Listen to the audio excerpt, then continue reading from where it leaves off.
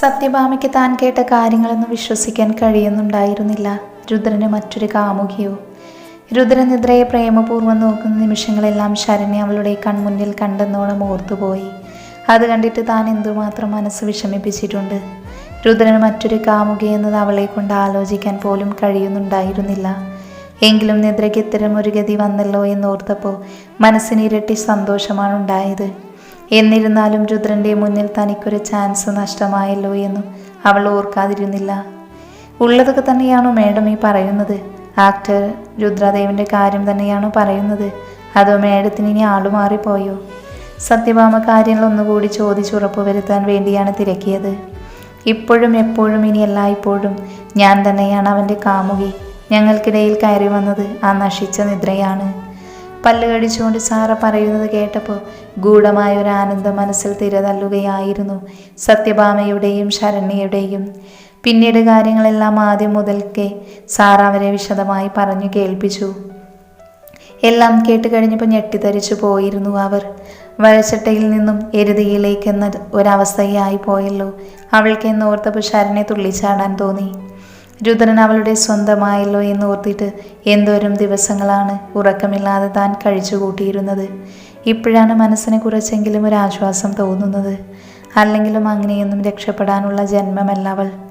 കാര്യങ്ങളൊക്കെ കൊള്ളാം, ഇനിയിപ്പോൾ ഞങ്ങൾ എന്താ ചെയ്യാനാ? രുദ്രൻ ഏതായാലും അവളെ ഉപേക്ഷിച്ചു. അങ്ങനെയാണെങ്കിൽ അവൾ എവിടെയെങ്കിലും പോയി തുലയട്ടെ, അല്ലാതെ ഇങ്ങോട്ടേക്ക് കൊണ്ടുവന്നിട്ട് എന്തിനാണ്? ഞങ്ങൾക്കിനി ഏതായാലും അവളെ വേണമെന്നില്ല. വല്ല തെരുവിലും പോയി കിടക്കട്ടെ, ശാപം. കൂട്ടത്തിൽ അവളുടെ മുത്തശ്ശി തള്ളയും രണ്ടിനും ഒരേ ഗതിയാ. എൻ്റെ വീടിൻ്റെ പടി ചവിട്ടിക്കില്ല ഞാൻ അതുങ്ങളെ. സത്യഭാമ ഒരു തരി കണ്ണച്ചോരയില്ലാതെ സംസാരിക്കുന്നത് കേട്ടപ്പോൾ സാറയ്ക്ക് സന്തോഷം തോന്നിപ്പോയി. എങ്കിലും അവളുടെ പ്ലാൻ അതല്ലല്ലോ എന്നോർത്ത് അവരെ ഒന്നുകൂടി കാര്യങ്ങൾ പറഞ്ഞ് മനസ്സിലാക്കാൻ സാറ ശ്രമിച്ചു. അങ്ങനെയല്ല കാര്യങ്ങൾ.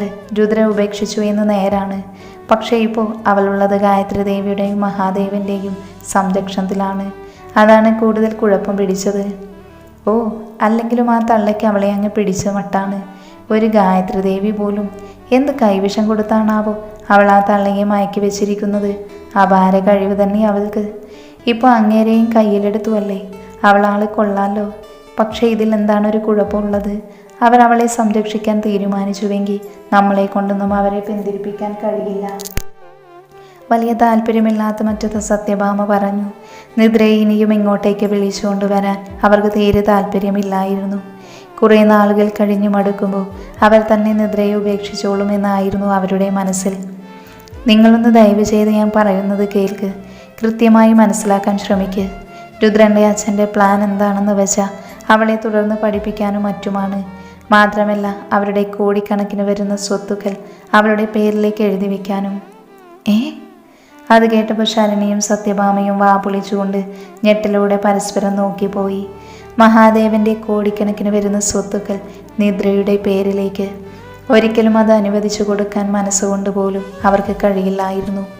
അത്തരത്തിൽ ഒരുപാട് സ്വത്തുക്കളുടെ അധിപതി നിദ്രയായി തീർന്ന പിന്നെ എന്താണ് തങ്ങളുടെ അവസ്ഥ? അവളുടെ കാൽ കീഴിൽ കിടക്കുന്ന പുഴുവിനെ പോലെ തങ്ങളെ ചവിട്ടിയരയ്ക്കാനും നിദ്ര മടിക്കില്ല. അത്രയ്ക്കുണ്ട് തങ്ങൾ അവൾക്ക് ചെയ്തിട്ടുള്ള ദ്രോഹങ്ങൾ. എല്ലാം കൂടി ഓർത്തപ്പോൾ അവരുടെ ഉള്ളം കിടുങ്ങിപ്പോയി.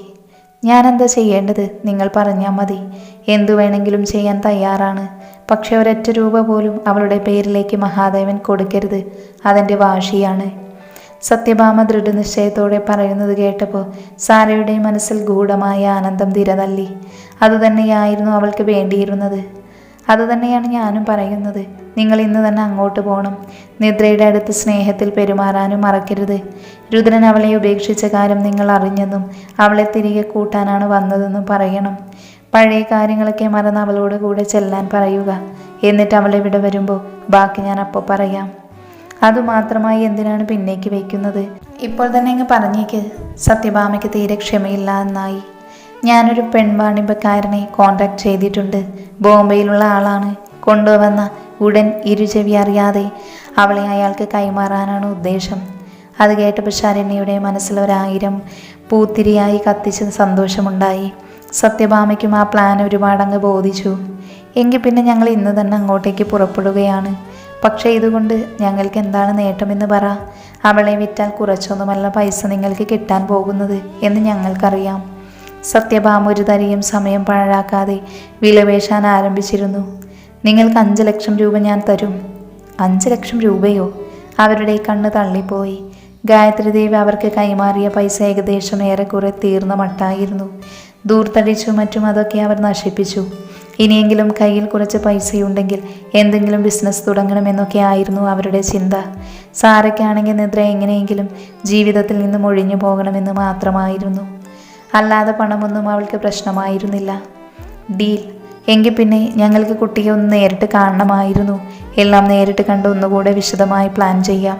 പക്ഷേ അതിനു മുൻപ് തന്നെ ഞങ്ങൾ നിദ്രയെ ഇങ്ങോട്ടേക്ക് കൊണ്ടുവരാം. അതിന് ഇനി തീരെ വൈകേണ്ട. ഇന്ന് തന്നെ പുറപ്പെട്ടോളൂ. എങ്കിൽ ശരി, വെക്കുക. സത്യഭാമ ഫോൺ വെച്ച പാട് ശരണ്യയെ കെട്ടിപ്പിടിച്ചൊരു ഉമ്മ വെച്ചു പോയി. അല്ലെങ്കിലും അവൾക്ക് നല്ലതൊന്നും വരില്ലെന്ന് അറിയാമായിരുന്നു എനിക്ക്. ഇന്ന് തന്നെ വേണം അവൾക്ക്. ഇത് തന്നെ വേണം അവൾക്ക്. ഒരു കണ്ണിൽ ചോരയുമില്ലാതെ നമ്മളെ അവിടെ നടിച്ചിറക്കിയതല്ലേ. ഇതല്ല, ഇതിൻ്റെ അപ്പുറവും അനുഭവിക്കും മൂദേവി. അസാധാരണമായൊരു തിളക്കം അത് പറയുമ്പോൾ സത്യഭാമയുടെ കണ്ണുകളിൽ ഉണ്ടായിരുന്നു. ശരണ്യക്ക് ഇരിക്കപ്പുറത്ത് കിട്ടിയില്ല. അമ്മ വേഗം തന്നെ ഇങ്ങോട്ട് വന്നേ. അതും പറഞ്ഞ് നേരം കളയാതെ റെഡിയാകാൻ നോക്ക്. നമുക്ക് അവളെ വിളിച്ചുകൊണ്ട് വരാൻ പോകണ്ടേ? ശരിയാണ്, ഇപ്പോൾ തന്നെ റെഡിയായേക്കാം. ആ ശരത്തിനെ ഒന്ന് വിളിച്ചു പറഞ്ഞിട്ട് ഇങ്ങോട്ടേക്ക് വണ്ടിയുമായി വരാൻ പറയൂ. അധികം വൈകാതെ ഇറങ്ങണം. വസ്ത്രം മാറാനായി മുറിയിലേക്ക് കടക്കുമ്പോൾ സത്യഭാമ വിളിച്ചു പറഞ്ഞു. നിദ്ര വന്നതിൽ പിന്നെ മുത്തശ്ശിയെ ഒന്നും മുഖം കാണിച്ചിട്ടില്ലായിരുന്നു. കാര്യങ്ങളൊന്നും ആരും തന്നെ മുത്തശ്ശിയെ അറിയിച്ചിട്ടില്ല. എല്ലാ കാര്യങ്ങളും മുത്തശ്ശിയെ അറിയിക്കാൻ നിദ്രയ്ക്ക് വല്ലാത്ത വേദന തോന്നി. അത് തൻ്റെ വായിൽ നിന്ന് തന്നെ കേൾക്കുമ്പോൾ മുത്തശ്ശി എങ്ങനെ പ്രതികരിക്കുമെന്നതായിരുന്നു അവളുടെ ഏറ്റവും വലിയ വിഷമം. രുദ്രൻ ഒരുപാട് ഇഷ്ടമായിരുന്നു മുത്തശ്ശിക്ക്. രുദ്രൻ തന്നെ കൈവിടില്ല എന്ന് മുത്തശ്ശി ഉറപ്പിച്ച് വിശ്വസിച്ചിരുന്നു. ഇനി ഇതെല്ലാം കൂടി കേൾക്കുമ്പോൾ മുത്തശ്ശി എന്തു ചെയ്യും? തകർന്നു പോകില്ലേ ആ മനസ്സ്? മുത്തശ്ശിയുടെ മുറിയിലേക്ക് കടക്കും മുന്നേ ഗായത്രി ദേവിയെ ഒന്ന് ചെന്ന് കാണാൻ നിദ്ര തീരുമാനിച്ചു. അമ്മയോടൊന്ന് അഭിപ്രായം പറഞ്ഞിട്ടെല്ലാം മുത്തശ്ശിയോട് പറഞ്ഞാൽ മതി. എന്താ മോളെ, എന്തെങ്കിലും കുഴപ്പമുണ്ടോ? പതിവില്ലാതെ ഗായത്രി ദേവിയുടെ മുറിയിൽ ചെന്ന് അവരെ കാണാൻ വന്ന നിദ്രയെ നോക്കി ഗായത്രി ദേവി തിരക്കി. ഇല്ലമ്മേ, ഒരു കുഴപ്പവുമില്ല. ഞാനൊരു കാര്യം ചോദിക്കാൻ വേണ്ടി വന്നതാണ്. മോളി ചോദിക്ക്. ഞാൻ എല്ലാ കാര്യങ്ങളും മുത്തശ്ശിയോട് തുറന്ന് പറഞ്ഞാലോ എന്ന് കരുതുകയാണ്. മുത്തശ്ശിയുടെ ആരോഗ്യത്തെ അത് ബാധിക്കുമോ എന്ന് എനിക്കൊരു പേടി. അതുകൊണ്ടാണ് ഞാൻ അമ്മയുടെ അരികിലേക്ക് വന്നത്. ഗായത്രി ദേവി കുറച്ച് നിമിഷങ്ങൾ നിദ്ര പറഞ്ഞതിനെ പറ്റി ഒന്ന് ചിന്തിച്ചു. മുത്തശ്ശിയുടെ എല്ലാം ഇപ്പോൾ തന്നെ പറയുകയായിരിക്കും നല്ലതെന്നാണ് എനിക്കും തോന്നുന്നത്. മെല്ലെ കാര്യങ്ങളെല്ലാം പറഞ്ഞ് ബോധ്യപ്പെടുത്തുക. അതല്ലെങ്കിൽ മറ്റൊരവസരത്തിൽ അതറിയേണ്ടി വന്നാൽ മുത്തശ്ശി വല്ലാതെ തകർന്നു പോകും. അതിലും നല്ലത് എല്ലാ കാര്യങ്ങളും നീ തന്നെ പതിയെ പറഞ്ഞു ധരിപ്പിക്കുന്നതാണ്. ഗായത്രി ദേവി അഭിപ്രായപ്പെട്ടു. അത് ശരിയാണെന്ന് നിദ്രയ്ക്കും തോന്നി. ശരിയമ്മേ, ഞാനൊന്ന് പറഞ്ഞു നോക്കട്ടെ. നിദ്ര പുറത്തിറങ്ങിക്കൊണ്ട് മുത്തശ്ശിയുടെ മുറിയിലേക്ക് നടന്നു. ചെന്ന് നോക്കുമ്പോൾ മുത്തശ്ശി മയക്കത്തിലാണ്. മുത്തശ്ശി ഉണരും വരെ നിദ്ര ആ കൈയും മറ്റും തലോടി അരികിൽ തന്നെ ഇരുന്നു. കുറച്ച് സമയങ്ങൾക്കുള്ളിൽ തന്നെ മുത്തശ്ശി ഉണർന്നിരുന്നു. മുന്നിൽ നിദ്ര ഇരിക്കുന്നത് കണ്ടതും മുത്തശ്ശി ഒന്ന് പുഞ്ചിരിച്ചു. നീ വന്നുവല്ലേ? ഇവിടെ എന്തൊക്കെയാ നടക്കുന്നത്? എന്തൊക്കെയോ ബഹളങ്ങൾ കേൾക്കുമല്ലോ പുറത്ത്. എന്നോട് ആരും ഒന്നും പറയുന്നില്ല. എന്തൊക്കെയോ സംശയങ്ങൾ മുത്തശ്ശിക്ക് മുന്നേ തന്നെ ഉണ്ടായിരുന്നു എന്ന് നിദ്രയ്ക്ക് ബോധ്യമായി. അവളുടെ കണ്ണുകൾ നീർക്കണങ്ങൾ തിളങ്ങി. മുത്തശ്ശി, ഞാനൊരു പ്രധാന കാര്യം പറയാൻ വന്നതാണ്. ഒന്നും കേട്ട് മുത്തശ്ശി വിഷമിക്കരുത്. എന്നെനിക്കൊരു വാക്ക് തരണം. നീ പറയുമോളി, എന്തു തന്നെയായാലും സത്യഭാമയുടെ വീട്ടിൽ കിടന്ന് അനുഭവിച്ചതിനേക്കാൾ വരുമോ? നിദ്ര മുത്തശ്ശിയോട് പതിയെ എല്ലാ കാര്യങ്ങളും പറഞ്ഞു. ആദ്യം മുത്തശ്ശിക്ക് അത് വിശ്വസിക്കാൻ കഴിഞ്ഞിരുന്നില്ല. എല്ലാം പറഞ്ഞു കഴിഞ്ഞപ്പോൾ നിദ്ര അവരുടെ നെഞ്ചിലേക്ക് തല വെച്ചുകൊണ്ട് പൊട്ടിക്കരഞ്ഞുപോയി. അതാണ് അവരെ ഏറ്റവും കൂടുതൽ വിഷമിപ്പിച്ചത്. എൻ്റെ ദൈവമേ, എൻ്റെ കുഞ്ഞിന് മാത്രം എന്തിനാ നീ ഇത്രയും സങ്കടം കൊടുക്കുന്നത്? ഒരു പാവമല്ലേ ഇത്? നെഞ്ചിൽ കൈവച്ചുകൊണ്ട് ആ വൃദ്ധ പരിതപിച്ചു പോയി. അവർ മെല്ലെ മെല്ലെ നിദ്രയുടെ തലയിൽ കൈകൊണ്ട് ഒഴിഞ്ഞു കൊടുത്തു. കുറേ കരഞ്ഞു കഴിഞ്ഞപ്പോൾ നിദ്രയ്ക്കൊരാശ്വാസമായി. നിനക്ക് അവനോട് ദേഷ്യമുണ്ട് മോളെ, നിന്നെ ഇത്തരമൊരു അവസ്ഥയിൽ വിട്ടിട്ട് പോയതിന്? മുത്തശ്ശി നിദ്രയോട് ചോദിച്ചു. ഇല്ല മുത്തശ്ശി, ഒരിക്കലുമില്ല. എനിക്ക് അദ്ദേഹത്തോട് ദേഷ്യപ്പെടാനും വെറുക്കാനും ഒന്നും കഴിയില്ല. സത്യത്തിൽ അദ്ദേഹം എന്ത് തെറ്റാണ് ചെയ്തത്? ഈ വിവാഹത്തിന് അദ്ദേഹത്തെ നിർബന്ധിച്ചത് അച്ഛനും അമ്മയും കൂടി തന്നെയല്ലേ? ഒരു വിധത്തിൽ ഞാനും അതിന് കാരണക്കാരിയായെന്നാണ് എനിക്കിപ്പോൾ തോന്നുന്നത്. അദ്ദേഹം ആദ്യമേ സാറയുമായി പ്രണയത്തിലായിരുന്നു. ആ ഹോട്ടലിൽ വെച്ച് ഞാൻ ചതിക്കപ്പെട്ടതുപോലെ തന്നെ അദ്ദേഹം ചതിക്കപ്പെടുകയായിരുന്നു. ഞാനാണ് അതിൻ്റെ എല്ലാം പിറകിലെന്നായിരുന്നു അദ്ദേഹം ആദ്യം കരുതിയത്. പക്ഷേ സത്യങ്ങളെല്ലാം തിരിച്ചറിഞ്ഞതിൽ പിന്നെ അദ്ദേഹം എന്നെ ഒന്ന് നുള്ളി നോവിക്കുക പോലും ചെയ്തിട്ടില്ല. ഒരുപക്ഷെ ഇക്കാര്യങ്ങളെല്ലാം ആദ്യമേ തന്നെ ഞാൻ ഗായത്രി അമ്മയോട് മനസ്സ് തുറന്ന് പറഞ്ഞിരുന്നുവെങ്കിൽ ഇത്തരത്തിലൊന്നും എത്തിച്ചേരുമായിരുന്നില്ല കാര്യങ്ങൾ. പക്ഷേ അപ്പോഴൊന്നും എനിക്ക് സംസാരിക്കാനുള്ള കഴിവുണ്ടായിരുന്നില്ല. സത്യഭാമ ചെറിയമ്മയുടെയും മക്കളുടെയും ദ്രോഹങ്ങൾ ഏറ്റിയേറ്റ് എൻ്റെ മനസ്സ് മരവിച്ചു പോയിരുന്നു. പ്രതികരണശേഷിയില്ലാത്തൊരു പാവ മാത്രമായിരുന്നു ഞാൻ അന്നൊക്കെയും. അതുകൊണ്ടാണ് ഇന്നീ ഗതി ദേവേട്ടന് വന്നത്. എല്ലാം പറഞ്ഞു കഴിഞ്ഞതോടെ നിദ്ര പിന്നെയും ഏങ്ങി കരഞ്ഞുകൊണ്ട് ആ നെഞ്ചിലേക്ക് തന്നെ വീണുപോയി. മുത്തശ്ശി അവളെ ഒരുപാട് ആശ്വസിപ്പിച്ച ശേഷമാണ് നിദ്രയുടെ കരച്ചിലിന് കുറച്ചെങ്കിലും ഒന്ന് ശമനം വന്നത്. നിദ്രയുടെ വാക്കുകളെല്ലാം കേട്ട് പുറത്ത് തന്നെ ഗായത്രി ദേവി നിൽക്കുന്നുണ്ടായിരുന്നു. അവരുടെ കണ്ണിലും സ്വന്തം മകനെക്കുറിച്ച് ഓർത്ത് നീർക്കണങ്ങൾ പൊടിഞ്ഞു. നിദ്ര പറഞ്ഞതെല്ലാം നേരാണ്. ചതിക്കപ്പെട്ടത് രുദ്രനും കൂടിയാണ്. താനാണ് അവനെ ഒന്ന് കേൾക്കാൻ കൂടി കൂട്ടാക്കാതെ ഈ വിവാഹം നടത്തിയത്. പക്ഷേ ശിക്ഷ നൽകിയപ്പോൾ ഒരാൾക്ക് മാത്രമായി അത് ചുരുങ്ങിപ്പോയി. അവനെ തങ്ങൾ ഒരുപാട് തങ്ങളിൽ നിന്നും അകറ്റിയെന്ന് ഗായത്രി ദേവിക്ക് തോന്നി. അവൻ ചെയ്തതിനെ ഒന്നും ന്യായീകരിക്കുന്നില്ല. എങ്കിലും അതിൻ്റെ എല്ലാം മൂല കാരണം താൻ കൂടിയാണല്ലോ എന്ന് ഓർത്തപ്പോൾ അവരുടെ മനസ്സിൽ വേദന തോന്നി. എൻ്റെ മോളെ, നിന്റെ താലിനെ അഴിച്ചു വെച്ചെങ്കിൽ പോലും അതിനൊരു സത്യമുണ്ട്. ഭാര്യ എന്ന് പറഞ്ഞ കാമുകിയേക്കാൾ എത്രയോ വലിയ സ്ഥാനമുള്ള ബന്ധമാണെന്ന് നിനക്കറിയാമോ? ഇന്നോ നാളെയോ ഒരു കരട് വീണാൽ തീരാവുന്നതേയുള്ളൂ കാമുകിയുമായുള്ള ബന്ധം. പക്ഷേ നിന്റെ താലിക്കുറപ്പുണ്ടെങ്കിൽ തീർച്ചയായും നിന്റെ ഭർത്താവ് നിന്നെ തന്നെ തേടി വന്നേക്കും. നീ അതിനുവേണ്ടി കാത്തിരിക്കുക പോലും വേണ്ട. നിങ്ങളുടെ സ്നേഹം സത്യമാണെങ്കിൽ ഈ ബന്ധം മാത്രമേ നിലനിൽക്കൂ. എനിക്കൊരിക്കലും രുദ്രനെ വെറുക്കാൻ കഴിയുന്നില്ല. ആ കുഞ്ഞിൻ്റെ കണ്ണുകളിൽ നിന്നോടുള്ള സ്നേഹം ഞാൻ കണ്ടിട്ടുണ്ട്. മുത്തശ്ശി പറയുന്നത് അത്ഭുതത്തോടെ നിദ്ര കേട്ടിരുന്നു. അവർ പറയുന്നത് ഏറെക്കുറെ സത്യമാണെന്ന് അവർക്കും തോന്നിപ്പോയി. ആ സമയം രുദ്രൻ്റെ താലി നെഞ്ചിലില്ലാത്തതിൽ അവൾക്ക് വല്ലാത്ത കുറ്റബോധം തോന്നി.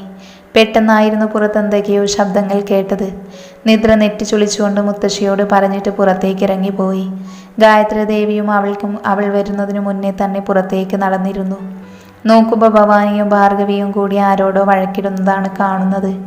വാതിലിന് പിറകിലായി സത്യഭാമ നിൽക്കുന്നത് കണ്ടപ്പോൾ നിദ്ര നടുങ്ങി വിറച്ചുപോയി. ഒടുവിൽ താൻ ദുസ്വപ്നം കണ്ടത് തന്നെ നടന്നിരിക്കുന്നു.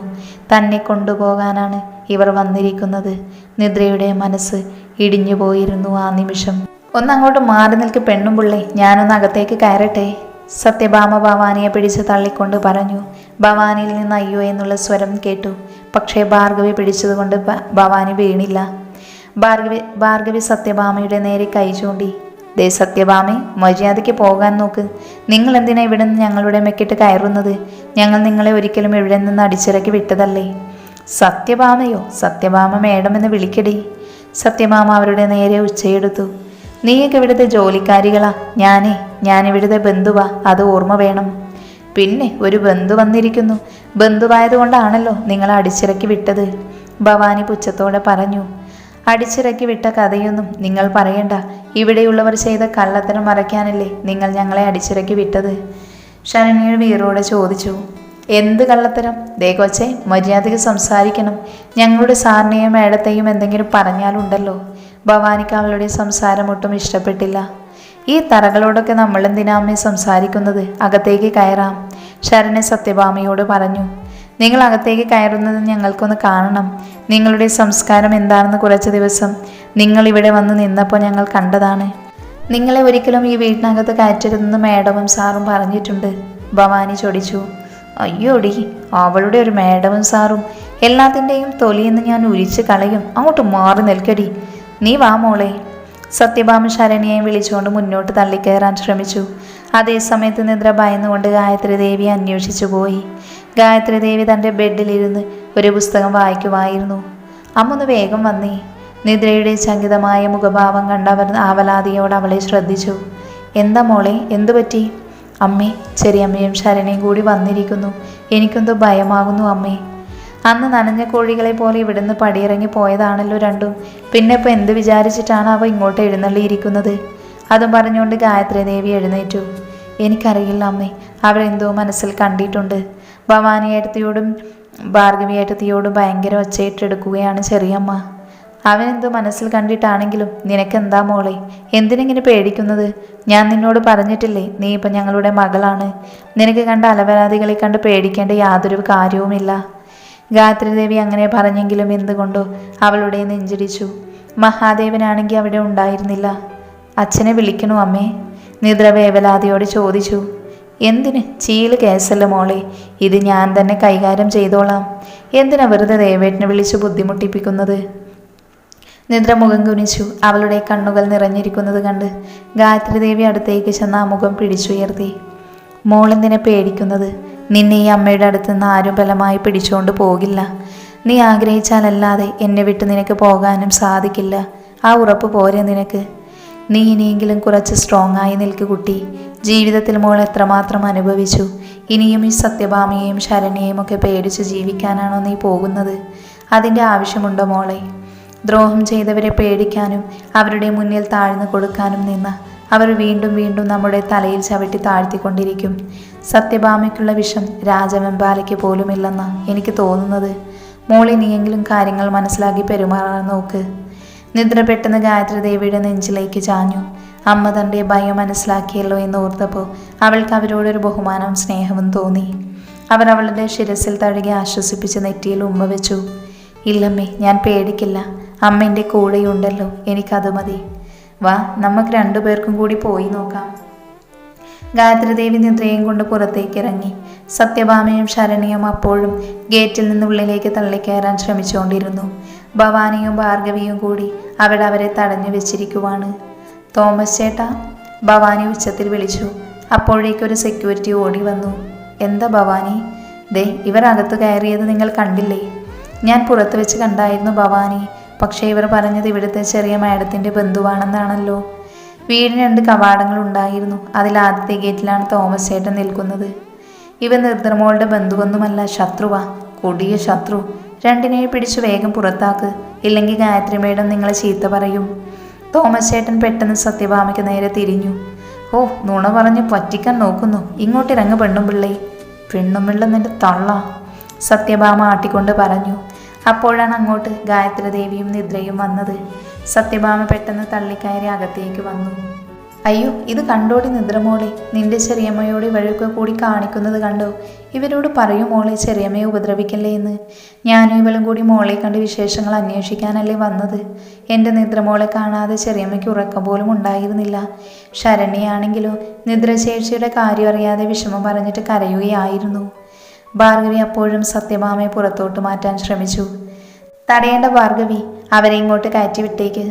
ഗായത്രീദേവി പറഞ്ഞതും സത്യഭാമയും ശരണ്യയും ഭാർഗവിയെയും ഭവാനിയെയും കെറുവോടെ നോക്കിക്കൊണ്ട് അകത്തേക്ക് കയറി. എന്താ ചെറിയമ്മയ്ക്ക് വേണ്ടത്? എന്തിനിപ്പോൾ ഇങ്ങോട്ട് വന്നത്? നിദ്ര രൂക്ഷമായ ശബ്ദത്തിൽ അവരോടായി ചോദിച്ചു.